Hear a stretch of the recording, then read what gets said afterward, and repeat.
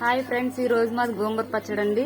రోజు మనం కూరలతో తింటున్నాం కదా, అప్పుడప్పుడు మనం గోంగూర పచ్చడి కూడా చేసుకుని పుల్లగా తింటే చాలా బాగుంటుందండి.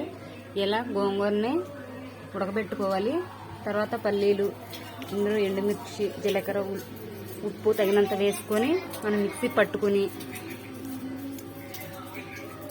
వెల్లుల్లిపాయలు 2 రెబ్బలు కూడా వేసుకోవాలండి. ఇందులో వేసుకున్న తర్వాత దీన్ని మిక్సీ పట్టుకున్న తర్వాత మనం వేడివేడి అన్నంలో తిన్నప్పుడు చాలా టేస్టీగా ఉంటుందండి. మీరు కూడా ట్రై చేయండి.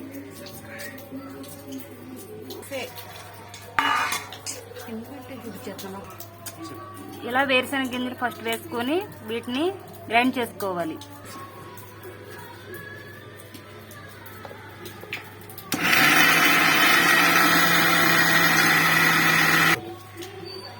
ఇలా వేరుశనగ గింజలు గ్రైండ్ చేసుకొని పక్కన పెట్టుకోండి. ఇప్పుడు దీంట్లోకి మనం వేయించుకున్న ఎండుమిర్చి, జీలకర్ర, వెల్లుల్లిపాయలు వేసుకొని కొంచెం ఉప్పు వేసుకొని గ్రైండ్ చేసుకోవాలి. ఇలా గ్రైండ్ చేసుకున్న దాంట్లోకి మనం ఉడికించి పెట్టుకున్న గోంగూర వేసుకొని మళ్ళా గ్రైండ్ చేసుకోవాలి. ఇప్పుడు మనం గోంగూర కూడా వేసుకొని గ్రైండ్ చేసుకోవాలి.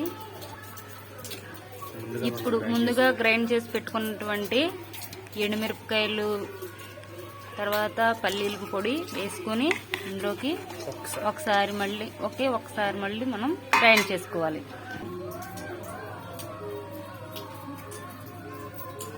ఫైనల్గా గోంగూర పచ్చడి రెడీ అయిందండి.